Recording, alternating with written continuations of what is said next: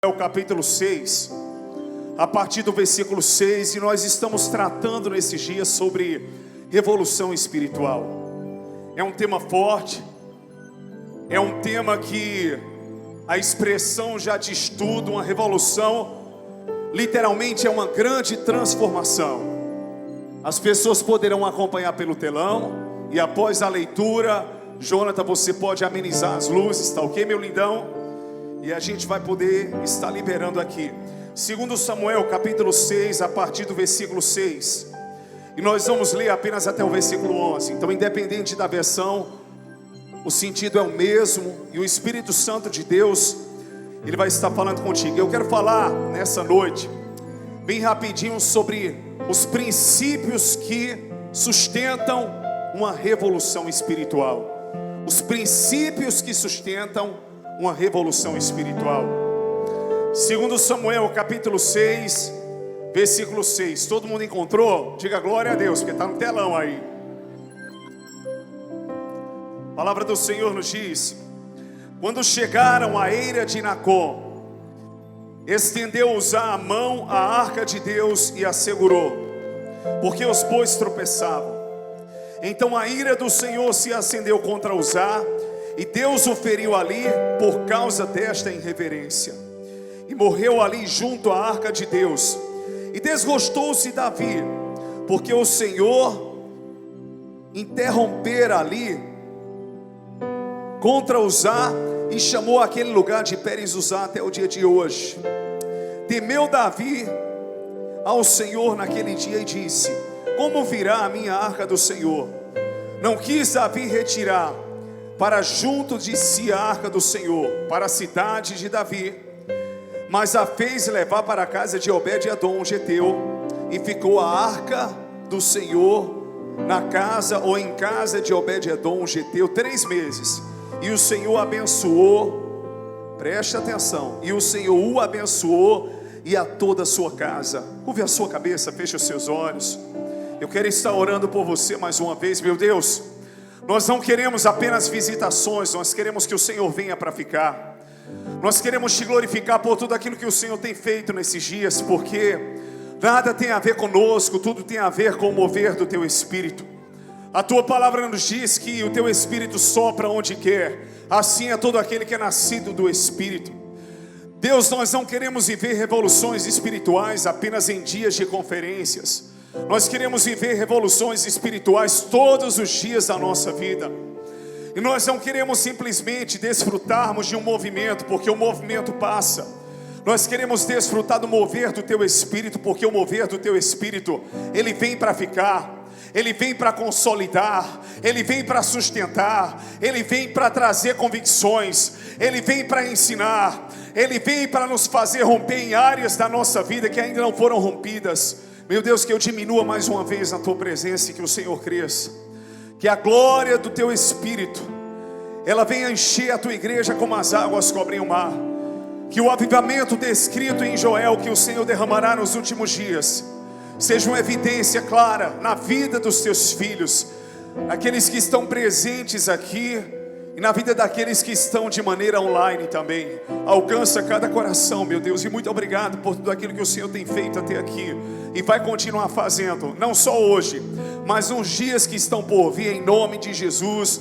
Se você crê que o Senhor está neste lugar, e que Ele já tem falado conosco, aplauda lindamente o seu nome, aleluia, glória a Deus. Nosso Deus é fiel, e além dele não há outro.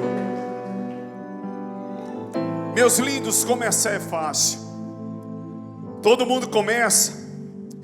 E eu lembro que quando eu estava bem jovenzinho, ainda sou jovem, né? Isso faz só 5 anos atrás, estou brincando com vocês. Quando eu me converti ao Senhor, que eu comecei a ir para conferências, congressos que falavam sobre avivamento, e o Espírito Santo de Deus, ele aquecia o nosso coração. De repente eu começava a me perguntar: meu Deus, como é que, como jovem, eu vou conseguir transmitir para as pessoas aquilo que eu estou vivendo aqui? Como é que elas vão conseguir entender? Porque por mais que você compartilhe com alguém aquilo que você viveu, é muito diferente de você desfrutar daquela experiência.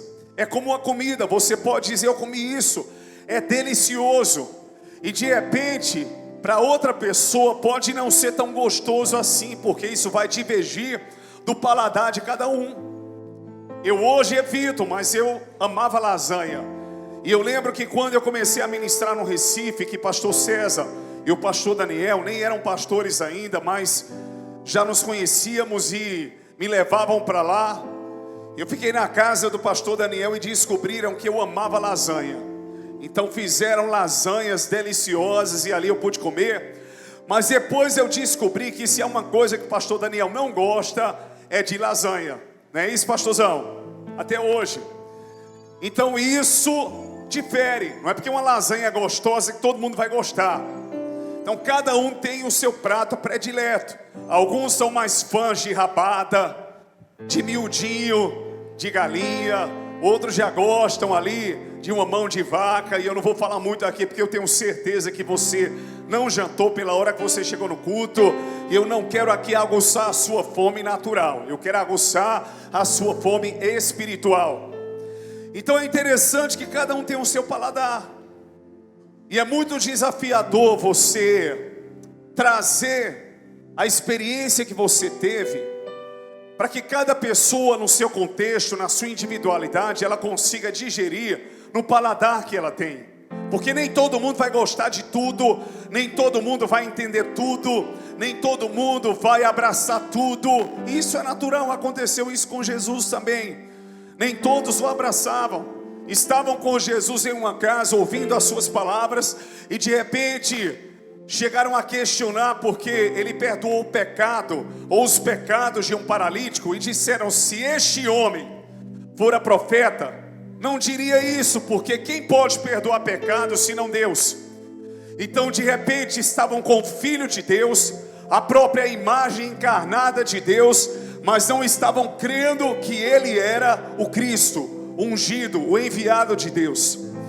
Então, de repente naquela época, quando eu voltava dos congressos, eu voltava incendiado, e eu dizia, meu Deus, eu quero também que as pessoas desfrutem disso. Eu quero também que as pessoas estejam com seus corações imergidos.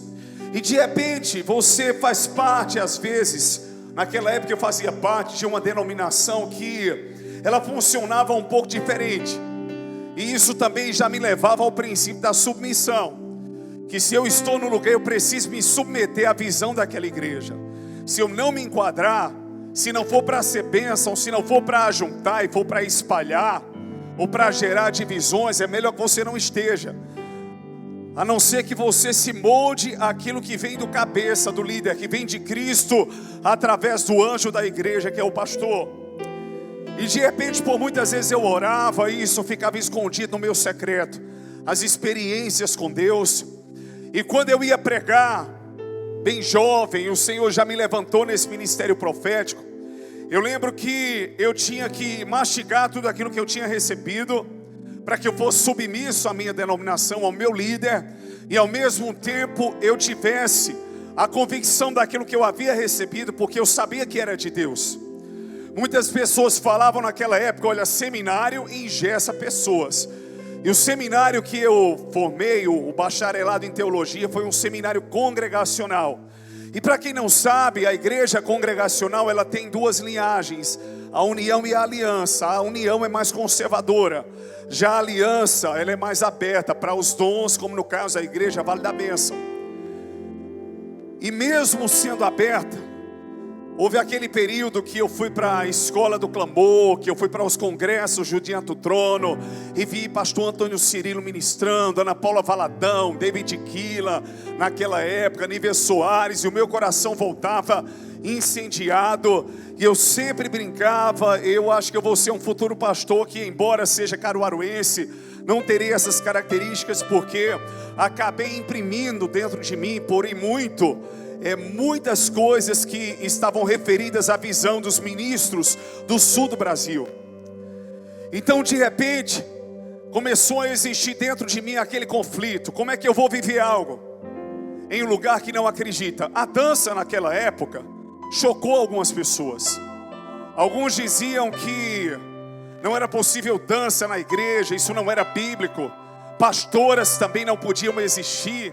E eu não discutia sobre isso, simplesmente sempre submisso à voz do Espírito, mas com as convicções guardadas em meu coração. Até que Deus preparou um tempo, onde Ele mesmo preparou com muito amor, e podendo fazer isso pela porta da frente, eu pedi a bênção do meu pastor, para poder viver um novo tempo, e uma nova história na época, daquilo que Deus tinha para mim, porque eu percebi que eu não estava mais conseguindo segurar o fogo consumidor que estava queimando dentro de mim. Não era algo que trazia escândalo para ninguém, mas eu lembro que na época, adorar com as luzes apagadas, porque não existe uma regra de ser melhor, de ser pior, é apenas para trazer uma introspecção maior para as pessoas, porque nós adoramos e de repente eu estava lá adorando ao Senhor, bendizendo o nome do Senhor, tinha um irmão olhando para mim, então você faz careta, você chora, e com as luzes apagadas, na penumbra, você se sente mais à vontade para poder adorar o Senhor. Isso também durante a palavra. Se eu pregar aqui também com as luzes acesas ou apagadas, não existe uma regra para mim, porque eu acabo me moldando aquilo que é proposto. Mas eu comecei a receber de Deus convicções. Eu lembro que no seminário haviam questões teológicas que eles se conflitavam entre uma coisa e outra, e eu sempre evitava aquilo, porque eu queria aprender da palavra, estava aprendendo grego e hebraico, e tantas outras matérias, crescendo também, amolando as ferramentas. Mas eu disse: Deus, existem informações aqui que são muito formais e litúrgicas, me dê a graça de transferir para a igreja de uma maneira mastigada, que elas possam receber as pessoas da maneira que o Senhor quer, porque a mensagem, ela é simples, clara e poderosa. O Evangelho é o poder de Deus.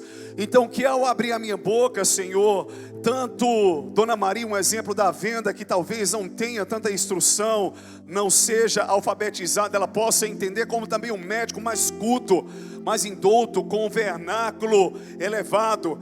Então que o Senhor traga sobre mim essa simplicidade e essa graça de saber transmitir, porque muitos sabiam, conheciam, mas tinham a dificuldade de trazer a transmissão dessa palavra.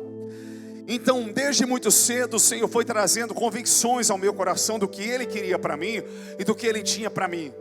Mas ao mesmo tempo que o Senhor trazia convicções, o Senhor me dava a graça de chegar numa igreja Assembleia de Deus, mesmo sendo pentecostal. Não somos uma igreja neopentecostal, somos uma igreja pentecostal.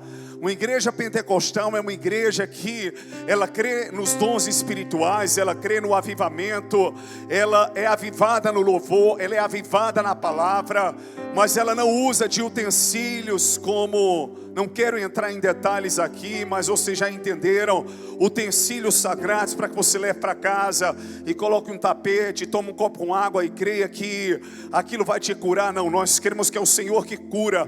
Tudo aqui se passa através de uma simbologia.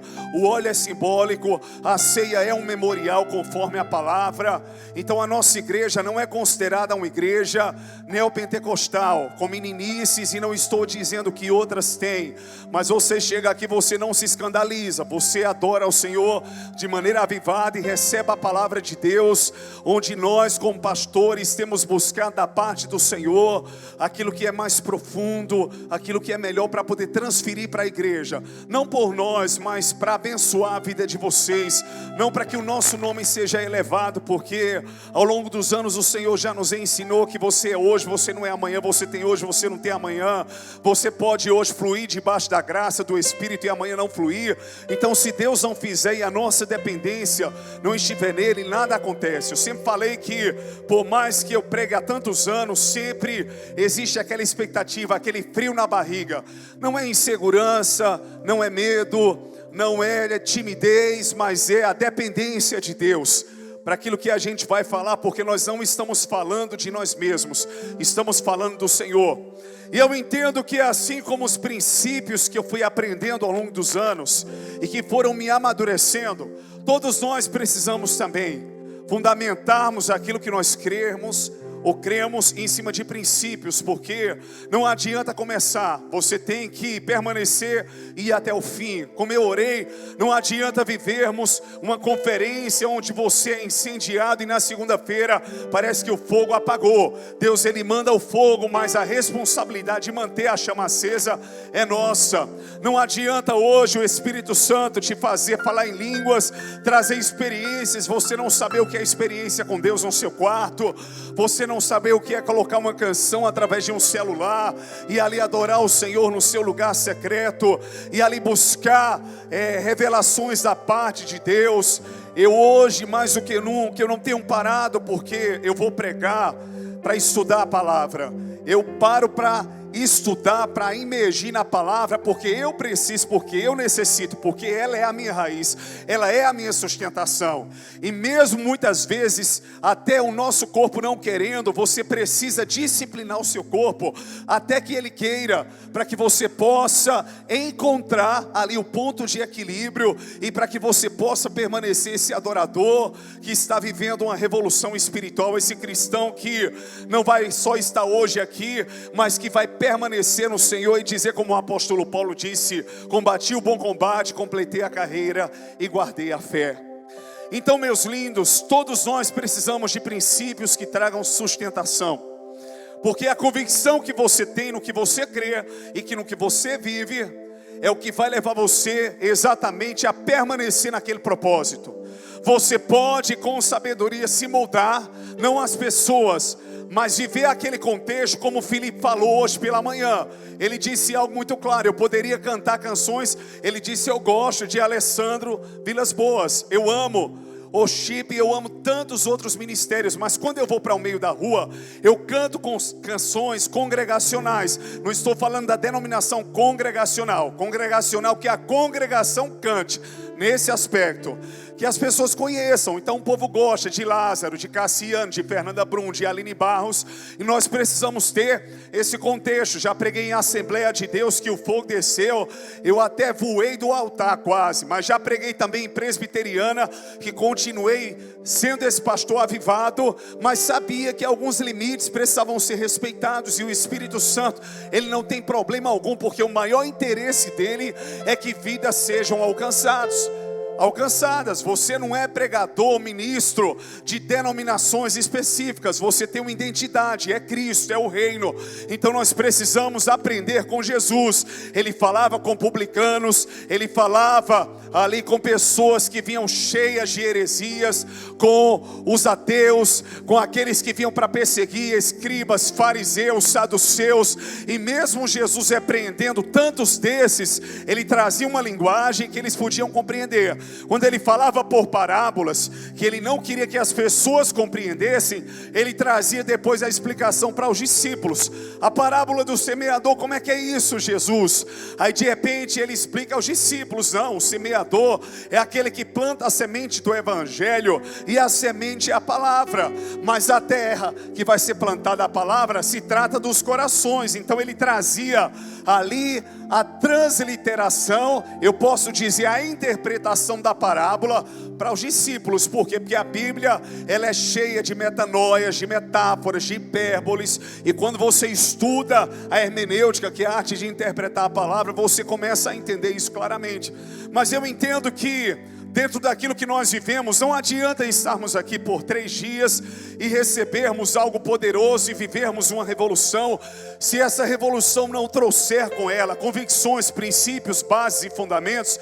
Aquilo que nós recebemos, Satanás, ele pode vir como a águia, como a ave, e roubar a semente. Ele pode fazer com que a sua semente cresça entre os espinhos e seja sufocar tudo aquilo que Deus deu. Basta você ter uma raiva, uma chateação, que parece que você pega como Moisés as tábuas dos mandamentos, das leis, e joga fora. Exatamente por quê? Porque você fica indignado, porque alguém não bebeu do que você bebeu, alguém não recebeu do que você recebeu, alguém não viveu o que você viveu. Então é interessante que o rei Davi, ele tinha um grande sonho.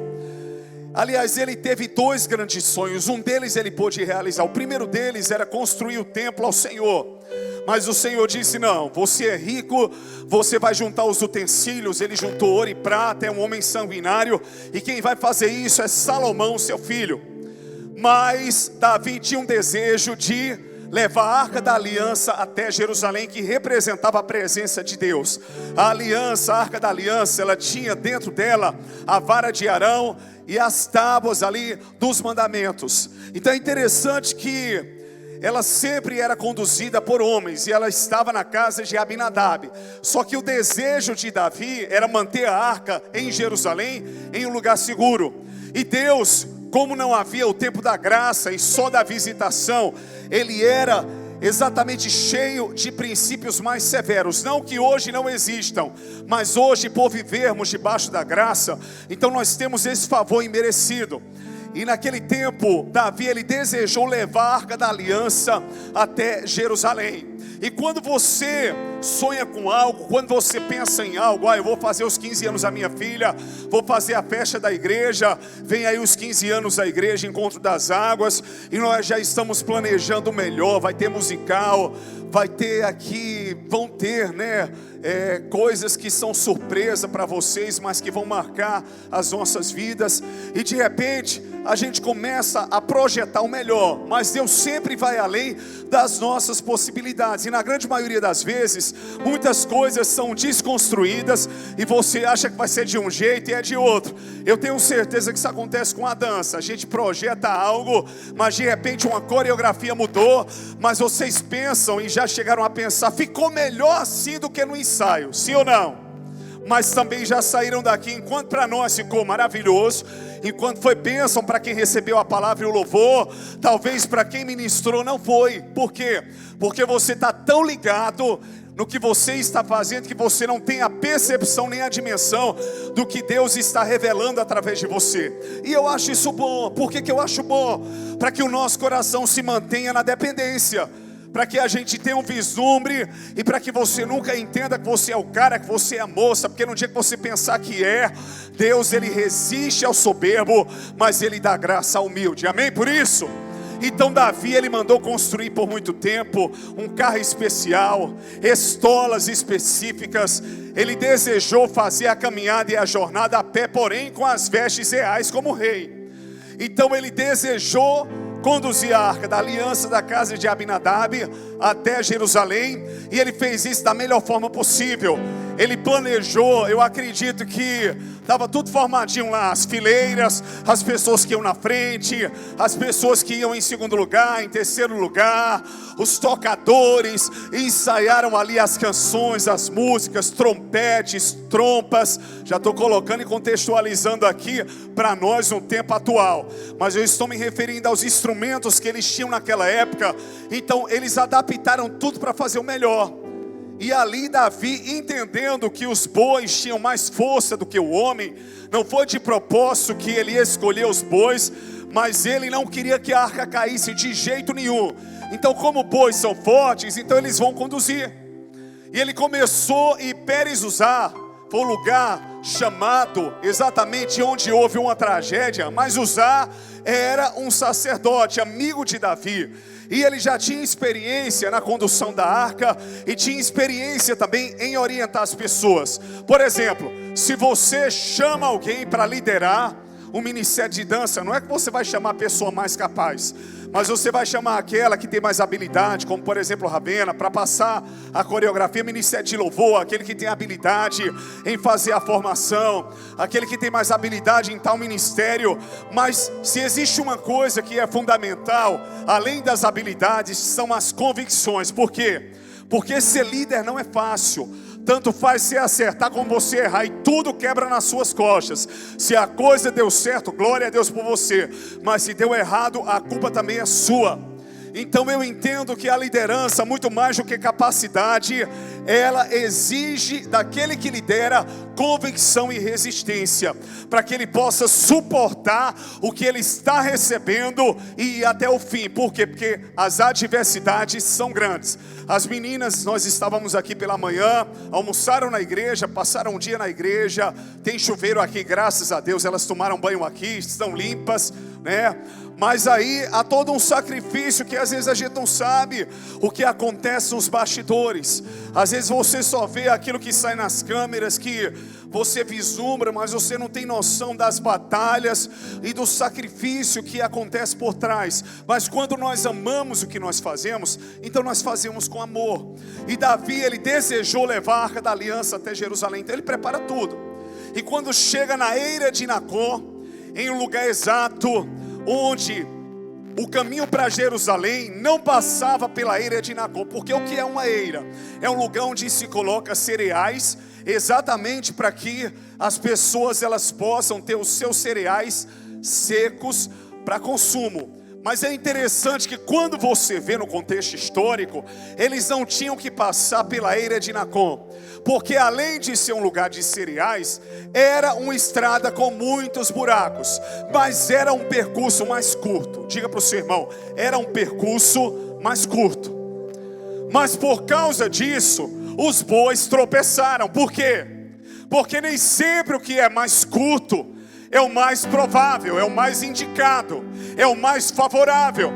E de repente eles foram pelo lugar mais curto. Já tinha um erro de ali a arca ser conduzida pelos carros com bois. E agora Davi escolhe o caminho mais curto. Na mente dele, ele estava fazendo certo. Por quê? Porque quando você coloca o GPS, o que é que ele faz para você? Ele facilita a rota. Ele leva você pelo percurso mais curto, sim ou não? Todos querem chegar mais rápido. Davi, ele tinha também a ansiedade de ver a Arca da Aliança em Jerusalém. Mas quando chega ali, como os bois carregavam e os homens não podiam tocar durante o percurso, então Uzá, amigo de Davi, na hora que os bois tropeçam, ele teve uma boa intenção de segurar a arca para que ela não caísse. A questão não são boas intenções, elas podem ser as melhores. As motivações podem ser as melhores, elas só não podem quebrar princípios. Muitas vezes a nossa intenção é boa, muitas vezes o nosso coração quer fazer o melhor, só que nós precisamos alinhar o nosso melhor com o melhor de Deus, alinhar a nossa vontade com a vontade dEle, alinhar o nosso querer com o querer dEle, alinhar a nossa visão com a visão dEle, alinhar o nosso propósito com o propósito dEle. O nosso destino tem que haver com o dele. O nosso comprometimento tem que haver com o comprometimento dele, com a aliança dele. Onde ele coloca a mão, é lá que nós temos que colocar nossa mão. Onde ele coloca os seus pés, é lá que nós temos que colocar os nossos pés também.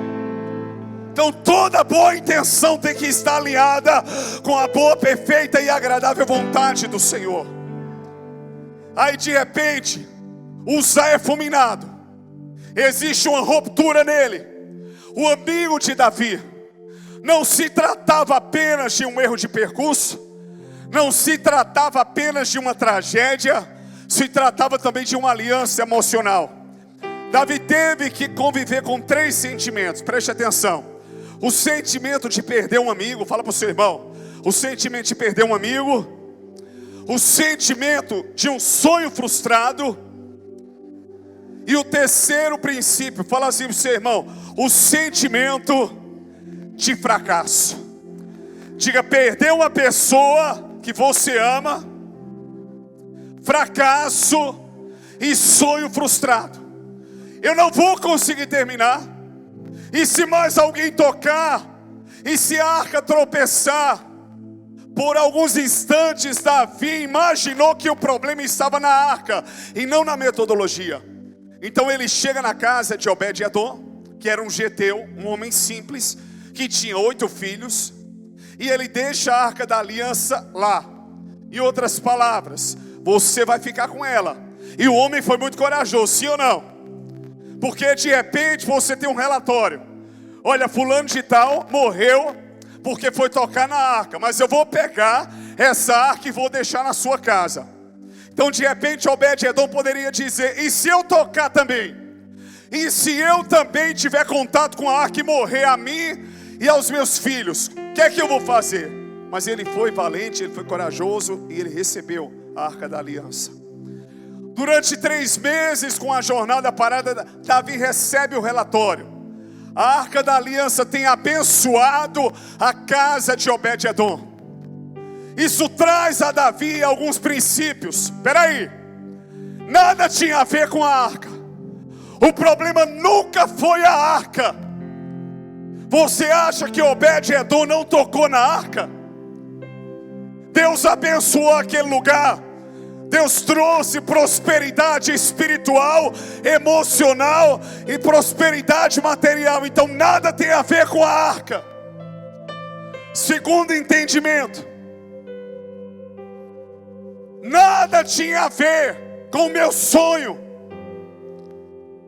Deus não estava desaprovando que eu conduzisse a arca até Jerusalém. Você descobre que a questão não era o seu sonho, era a metodologia que você estava usando, era o veículo que você estava escolhendo.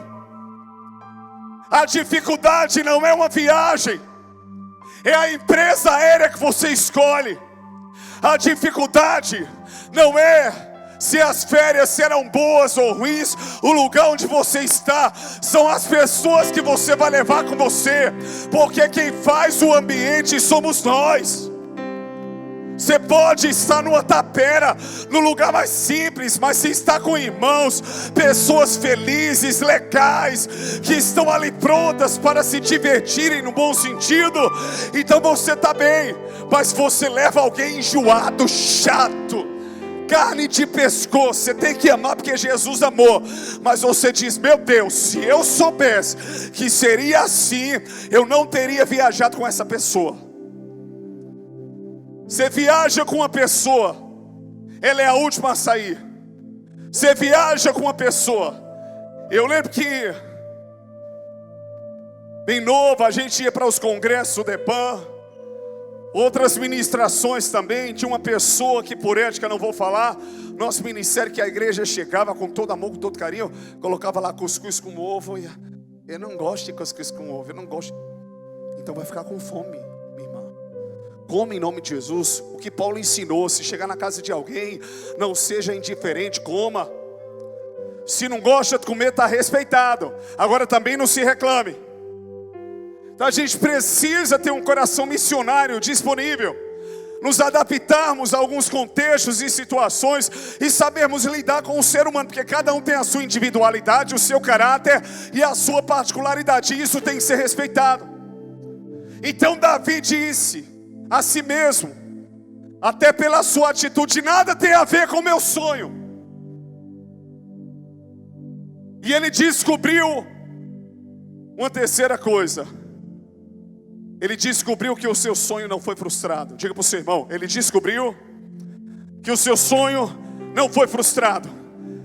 Mas para que essas convicções viessem ao seu coração, houve um tempo de pausa.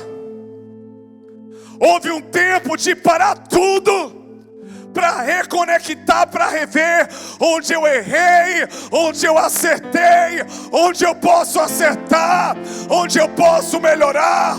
E eu declaro aqui nessa noite que a revolução espiritual que nós estamos vivendo, ela não vai parar. Os sonhos não pararão, os projetos não pararão, porque a pedra que nos fundamenta não é o homem, não são as coisas da terra, mas é o que vem do alto.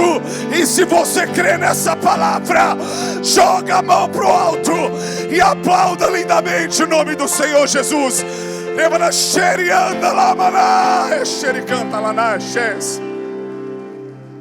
Às vezes você tem que olhar para alguém,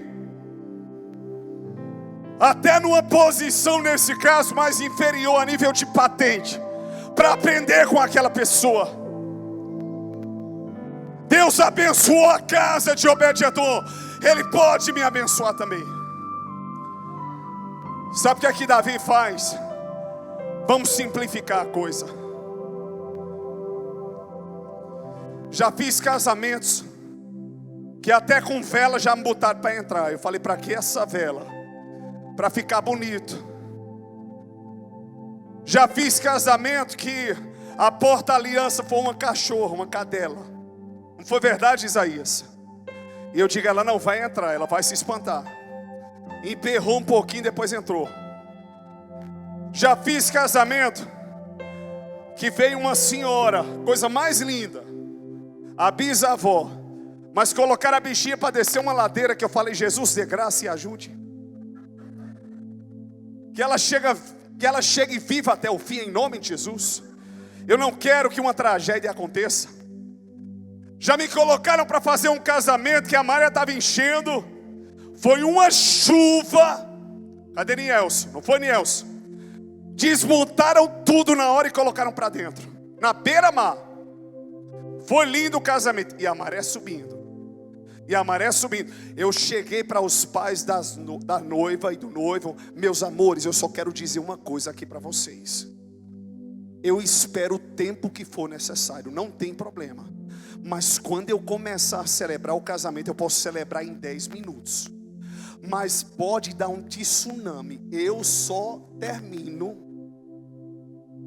finalizo quando realmente estiver finalizado ali, acabado. Pode vir a onda nos pés, se preparem aí para molhar os pés. Se chover, a gente sai daqui parecendo um pinto molhado, mas a gente casa. Esse casal, maquiagem já era, penteado já era, e a mãe do noivo com o coque que estava aqui em cima, Homer Simpsons, né? Aquela lá, a esposa dos Simpsons, né? Eu digo, pronto, se o seu cocó vier para baixo, até brinquei com ela. O mais importante não é sua filha casada, ela disse eu digo, pronto, então não se preocupe com o cocó.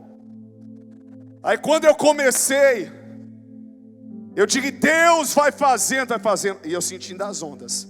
Aí eu ia assim, lindo casamento, lindo. Aí eu sentia, eu ia mais para frente. Depois eu pensei, eu digo, sabe de uma coisa? Deixa molhar a pé, mas eu estava com medo de levar um choque. Aí eu perguntei logo ao sonoplasta, esse microfone que eu estou dá choque? Ele disse, não, fique tranquilo. Falei, pronto, se não dá choque, pode vir chuva, só não ia fazer. Mas eu sei que todas as situações eu já vivi. Já fiz casamentos luxuosos, que até no banheiro tinha lustres, brilhos. Eu já fiz um casamento que eu tinha testemunhas e abençoei a vida de um casal. Teve 2 casamentos de muito luxo que eu fiz, e que hoje os casais não estão casados. Já teve casamento que eu fiz na simplicidade, até casamento online eu já celebrei. E eles estão casados até hoje. Então a dimensão da festa aqui na terra não é a dimensão da festa do coração. Eu não estou dizendo o que é certo ou o que é errado, o que convém e o que não convém. Pode fazer o casamento mais lindo que você puder, a festa mais linda que você puder. O importante é ter convicção do seu amor. O importante é ter convicção da pessoa que Deus colocou do seu lado. O importante é ter convicção de que você está no lugar que Deus quer que você esteja. De que nós não somos frutos de um movimento, mas de um mover do Espírito. Que nós não estamos aqui para enchermos igreja, porque vem tal atração, mas porque a atração maior é o Pai, o Filho e o Espírito Santo. É Ele que nos atrai, é Ele que nos enche, é Ele que nos faz transbordar, porque tudo passará, mas as águas e o mover do Espírito continuará. Tem gente que só quer comer em restaurante, mas vai chegar a hora que Deus vai dizer, coma de casa, seja sustentado em casa. E é aí que a nossa fé e as nossas convicções são provadas. Se você crê que é assim, aplauda lindamente o nome do Senhor Jesus. Oh glória, se é para Ele, leva na xerianda lá, maná. Que seja mais forte, mais forte, mais forte. Eita glória. Para finalizar, eu até já fiz um casamento. Isaías estava nesse casamento. Eu falei, cadê a noiva? Disse, está chegando. Daqui a pouco eu escutei uma música bem alta, de um filme aí de Hollywood de sucesso. Eu digo, o que é que está acontecendo? Que carro era aquele, Isaías? Ela chegou de triciclo debaixo de uma música de um filme, no meio do campo de futebol. Quando eu fui ver, ela saiu do curral do gado, porque foi numa fazenda. Eu digo, meu Deus do céu, eu vou escrever um livro. 20 anos celebrando casamento, porque a coisa está muito atualizada. Mas tem nada não. Se é para fazer, vamos fazer. O importante é que o casal seja feliz. Foi lindo, mas é diferente. É diferente. Eu procurando a noiva. Pastor, meu jeito, cadê a noiva? Olha pro curral do gado ali, ó. Onde estão as vacas, sim. Ela vai sair de lá. Eu digo, misericórdia. Com cheiro de estrumo. Não, ela só vai sair do lado. Ela não está dentro do curral. Ah, tá certo. Aí pronto, aí ela saiu de lá. Vocês estão rindo, mas... Hein, Isa? Daqui a pouco ela vem pelo campo, né? Isaías, pastor, deixa eu tirar uma foto. Mas onde eles tiraram foto, estava tão florido. Tinha tantas flores que eu falei, eu não vou ter coragem de postar essa foto. Todo o arco-íris estava à minha volta. Tinha flor rosa, tinha flor roxa, era a decoração do lugar. Eu falei, tá, por ética, parou por aqui. Então Davi descobriu que os seus sonhos não foram frustrados. Agora não tinha mais carro, agora não tinha mais vestes reais. Ele falou, eu vou na simplicidade. Tinha muita coisa para falar, mas eu vou sistematizar. Sistematizar é fechar, diminuir, comprimir. E ele disse, nós vamos continuar a jornada, nós vamos continuar aquilo que nós começamos. Pegou a arca da aliança, sem mais tanto luxo, sem mais os carros, sem mais os bois. E ele tirou as vestes reais e se vestiu como um plebeu, um publicano. E ele chegou e ele disse, eu vou dançar.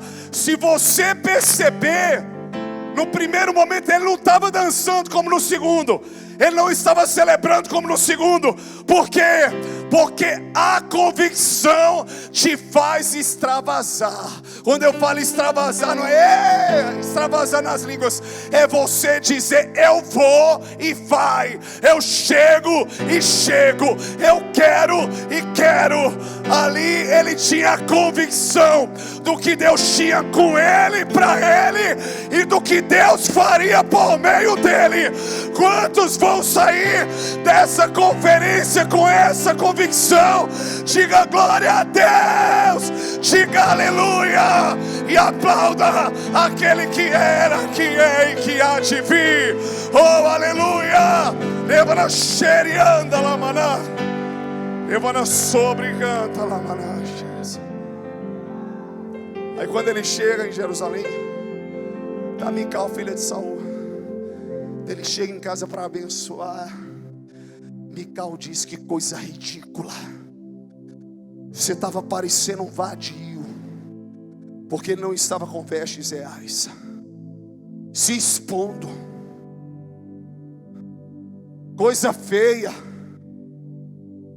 E ele disse, olha, diante do Deus que tem me alegrado e que me escolheu para ser quem eu sou, muito mais do que isso eu farei. Mais ridículo me farei, me humilharei ainda mais. E diz a palavra que Mical, desde aquele dia, ela ficou estéril e não teve filhos. As convicções nos levam a permanecermos em cima de um propósito. Porque nós não somos guiados pelas emoções, somos guiados pelo que é certo, pela fé. Não é o que você quer, é o que Deus quer. Não é o que você gosta, é o que Deus gosta. Mas quando você está tão alinhado com Deus e alinhada, a sua vontade passa a ser a vontade dEle, e a dEle passa a ser a sua. Você está entendendo? Então, para finalizar, 3 princípios fundamentam uma revolução espiritual. A primeira delas, aprender com os erros. Esse é o primeiro princípio. Onde foi que eu errei da primeira vez? Onde foi que eu falei demais? Onde foi que eu agi da maneira errada? Para que eu não possa repetir os meus erros. O segundo princípio a convicção do que você está fazendo. Porque críticas você vai receber, pedradas você vai receber. Você não vai conseguir agradar todo mundo, você não vai conseguir favorecer todo mundo. De todo jeito alguém não vai gostar. Mas se você tem convicção do que Deus tem com você, para você, e o que Ele quer fazer através de você, e é certo, então diga assim o seu irmão: prego batido e ponta virada. Com maturidade, porque quem tem maturidade nem discute. Quem discute é imaturo. Quem fica com disse-me disse é imaturo. Quem discute, quem se explica é imaturo. Não é necessário que as suas palavras falem, é necessário que os seus frutos falem, que as suas atitudes falem. É necessário que a sua vida manifeste a Cristo. Está lá em 2 João 2,15. Aquele que diz que está nele, em Cristo, tem que andar como Ele andou. Se você é dele e Ele é seu, você tem que ser o que Ele é. Você tem que ser a extensão, você tem que ser a largura, você tem que ser o cumprimento do que Cristo é. Se você crê que é assim, diga aleluia. E terceiro princípio: o problema não são os teus sonhos, nem o teu chamado. Era simplesmente a forma que você vinha agindo. Como já aprendeu com os erros, deixa Deus reconectar a rota. Diga para o seu irmão: deixa Deus refazer. Desconstrua. Ah, porque o carro era tão lindo. Ah, porque o meu vestido para ir para o casamento que eu mandei a costureira fazer tinha um abanhado assim, tinha um brilho que arrastava, e quando eu fosse sentar ia aparecer. Desconstrua. Desconstrua o passado. Enquanto você não se libertar do passado, nunca eu e você, nós estaremos prontos para vivermos o presente e o futuro. Quantos creem que é desse jeito? Quantos creem que é desse jeito? Nessa convicção, ou nessas convicções, a revolução espiritual, ela não estará contida em dias de congresso. Ela será perpétua por toda a nossa vida. Aprenda com os seus erros. Diga para o seu irmão: aprenda com os seus erros. Fala com fé para o seu irmão: aprenda com os seus erros. Sim, outra coisa, diga para o seu irmão: cria resistência. Cria resistência, porque o problema não está com a arca, não. Cria resistência. Aprenda com os seus erros. Deixa Deus reconectar tudo. Fala para o seu irmão: deixa Deus reconectar tudo. Fecha a porta do passado, da cortina. Agora é tudo novo. Não vos lembreis das coisas passadas, nem considereis as antigas. Eis que faço uma coisa nova, diz o Senhor. Aí Paulo diz: esquecendo-me das coisas que para trás ficam, eu avanço para aquelas que estão adiante de mim, e prossigo para o prêmio da soberana vocação que recebi de Deus, que está em Cristo Jesus. Paulo disse lá em Atos: em nada eu tenho a minha vida por preciosa para mim mesmo, contanto que eu cumpra o ministério e o chamado que eu recebi do Senhor Jesus, para dar testemunho do evangelho da graça de Deus. A arca não veio visitar você, ela veio para ficar. Quantos aqui querem visitações do Espírito Santo? Está errado, baixa a mão. Quantos aqui querem que o Espírito venha para ficar? Para fazer morada e dizer: Senhor, Tu és o meu tudo. Não é uma questão de escolha, é uma questão de sobrevivência. Tu és a água que sacia a minha sede. Tu és o pão que me alimenta. A tua palavra é lâmpada para os meus pés e luz para os meus caminhos. A tua palavra, ela é fiel quando ela sai da tua boca. Ela é como a chuva, ela cumpre aquilo que lhe apraz. O que é que a chuva faz? Ela não só faz molhar, ela também rega a terra, produzindo a terra e preparando a terra para receber as sementes que futuramente brotarão e darão frutos a 100 por 1. Se você crê que é assim, diga aleluia. Eu poderia falar muito mais aqui, mas ainda temos uma finalização. Quantos aqui receberam de Deus? Pega na mão do seu irmão, pega na mão dele com fé, com fé. Diga: o que vai te levar até o fim é a base. Por isso que os discípulos, fala para o seu irmão, por isso que os discípulos passaram 3 anos sendo treinados pelo Senhor Jesus. Quantos entenderam aqui? Os fundamentos da fé e das convicções é que vão te levar a começar a permanecer e terminar. Amém por isso? Curve a sua cabeça, feche os seus olhos, pastor Gledson.